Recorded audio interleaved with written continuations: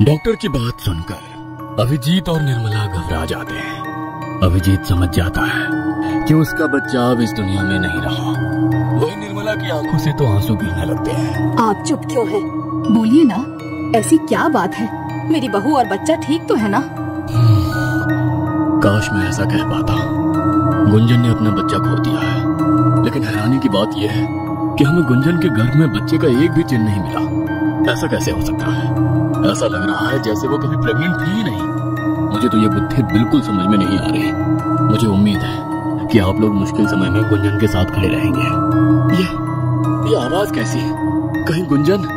सब लोग भागते हुए गुंजन के कमरे में पहुंचे तो देखा कि गुंजन पागलों की तरह बिस्तर पर रखे कंबल और तकियों को फाड़ रही है और जोर जोर से चीख रही है। मेरा बच्चा, मेरा बच्चा, मेरा बच्चा कहाँ है? मैं सब बर्बाद कर दूंगी।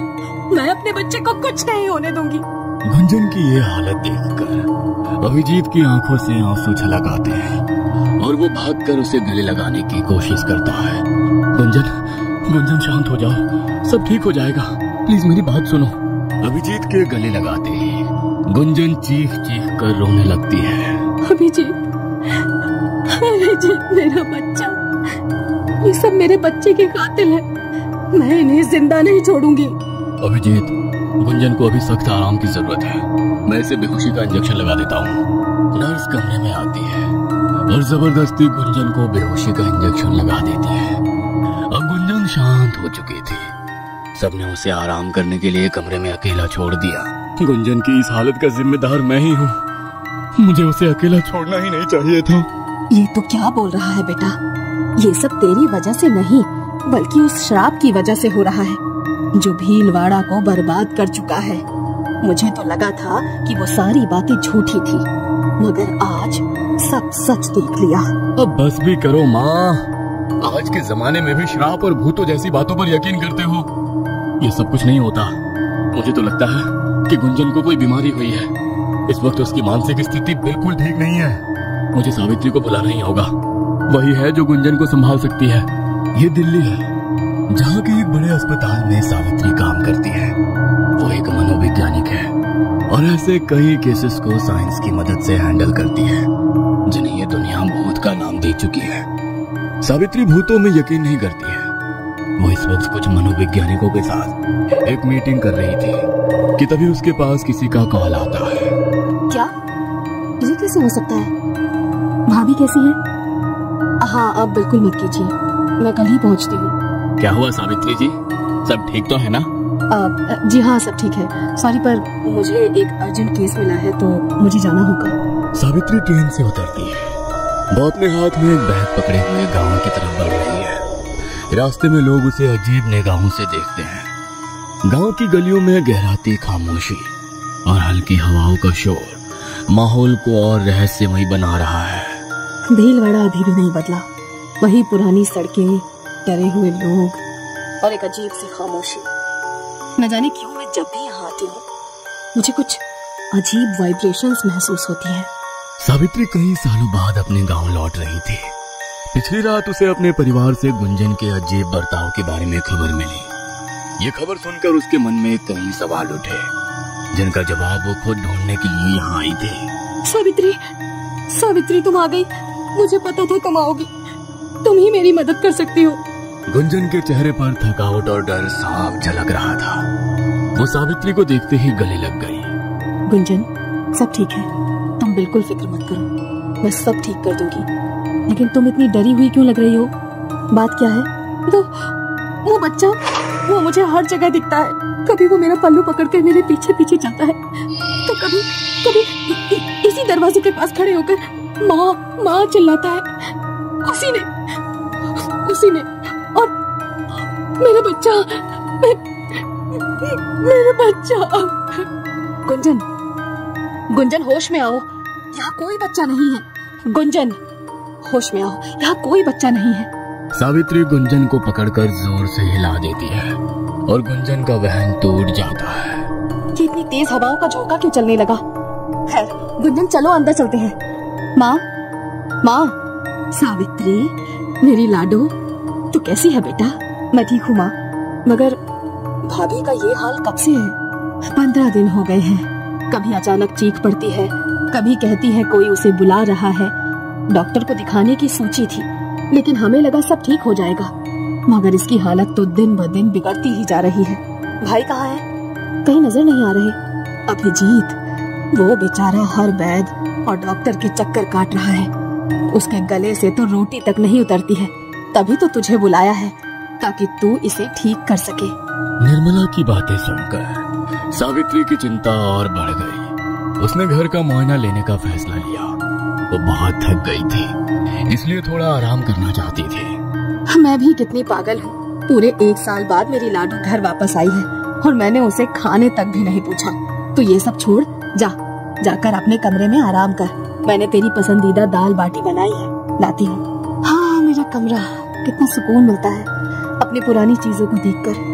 लेकिन ये रोने की आवाज कहाँ से आ रही है? सावित्री अपने कमरे में बैठी थी, लेकिन गुंजन के कमरे से आती सिसकियों ने उसे बेचैन कर दिया। उसने तुरंत कमरे की ओर रुख किया। दरवाजा खोलते ही उसे भीतर का भयावह दृश्य दिखा। सावित्री, तुम आ गई, मुझे बचा लो, मुझे कुछ हो रहा है। गुंजन पलंग पर बैठी थी, लेकिन उसकी आंखों में एक अजीब सी घबराहट और थकावट साफ झलक रही थी। उसका चेहरा पीला पड़ चुका था और वो अपने हाथों को बार बार देख रही थी, जैसे कुछ छूट गया हो। भाभी, ये क्या हाल बना रखा है?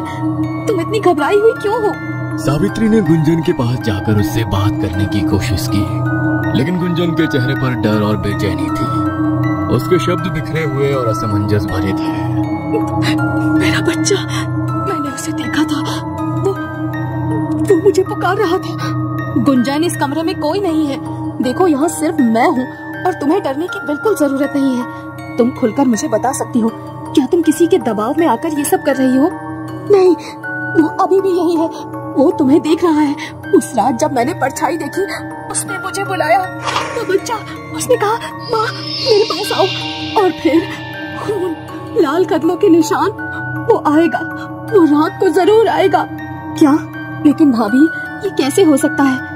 तुमने कहा था कि तुम्हारा बच्चा गायब हो गया। फिर ये बात तुम नहीं समझोगी सावित्री।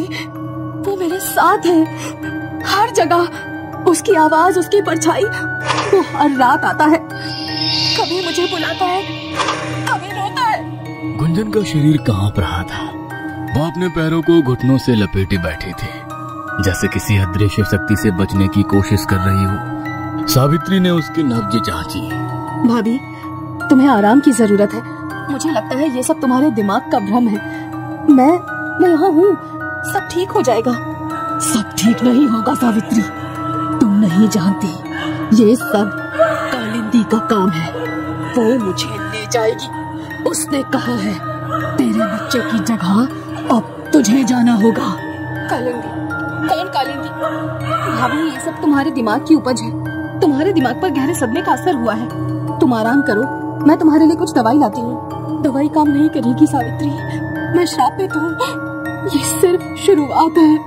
भाभी, ये सब क्या बड़बड़ा रही हैं? बच्चा, लाल निशान, और अब ये कालिंदी कौन है?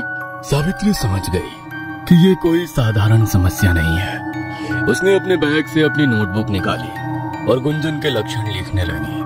हर छोटी बड़ी बात वो दर्ज कर रही थी। इसका मतलब गुंजन जिससे डरती है वो रात को आएगा, और आज रात मुझे चौकन्ना रहना होगा। मुझे कोई ना कोई सुराग जरूर मिलेगा। रात गहरी हो चुकी थी। घर के सभी लोग सो चुके थे, लेकिन सावित्री को नींद नहीं आ रही थी। सावित्री कमरे में अपने नोटबुक में लिख रही है, लेकिन हवाओं की गूंज और हल्की फुसफुसाहटों ने माहौल को भयानक बना दिया था कि तभी अचानक खिड़की पर दस्तक हुई। ये आवाजें, इतनी देर रात खिड़की पर कौन हो सकता है? कौन है? सावित्री ने खिड़की की ओर देखा, लेकिन कुछ नहीं दिखा। उसने खिड़की के पास जाकर बाहर झांका। आंगन में हल्की हल्की धुंध फैली हुई थी। तभी उसे वहां पर एक परछाई दिखी। ये कौन हो सकता है? इस वक्त बाहर कौन है? जैसे ही उसने ध्यान से देखा, वो परछाई घर के पुराने मंदिर की ओर बढ़ने लगी। बिना किसी हिचक के सावित्री ने दरवाजा खोला और उसके पीछे पीछे चल दी। मंदिर तक पहुंचने पर उसने देखा कि दरवाजे पर लाल कदमों के निशान थे।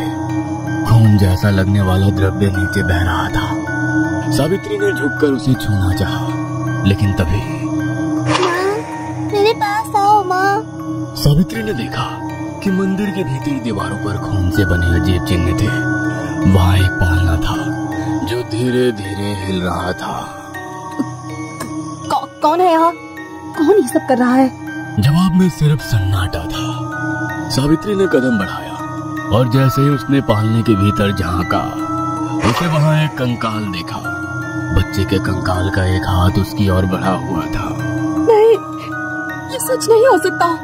सावित्री पीछे हटने लगी, लेकिन तभी मंदिर के दरवाजे जोर से बंद हो गए।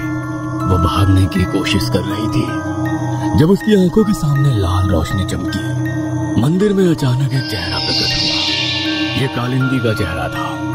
उसकी आंखें गुस्से और दर्द से जल रही थी।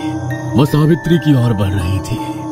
ये श्राप मैंने दिया है, लेकिन ये दर्द तुम सब ने मुझे दिया था। अब कोई इसे नहीं रोक सकता। सावित्री ने अपने पूरे दम से चीख मारी और दरवाजा खोलने की कोशिश की। किसी तरह वो बाहर निकली और भागकर घर पहुंची। उसकी सांसें तेज चल रही थी। तुम भी देखा ही है ना? अब तुम जान गई कि ये सब सच है। गुंजन के साथ घर के बाकी लोग भी बाहर आ गए। सावित्री का शरीर मानो जम सा गया हो। उसकी बोलती बंद थी। क्या हुआ सावित्री? तुम यहाँ आंगन में क्या देखा तुमने? कुछ बोलती क्यों नहीं? सावित्री, चुप क्यों हो? वहाँ कुछ पूछ रही है। वो कालिंदी। कालिंदी। सावित्री को अब एहसास हो गया था कि ये घटना सिर्फ कल्पना नहीं थी। वो गुंजन की बातों पर यकीन करने लगी। लेकिन सवाल ये था कि क्या वो घर वालों को सच बता पाएगी? आखिर कौन है ये कालिंदी और क्या श्राप दिया है उसने भीड़वाला को? सावित्री कैसे पहुंचेगी कालिंदी तक? जानने के लिए सुनते रहिए कालिंदी की श्राप, सिर्फ once upon a time horror stories पर।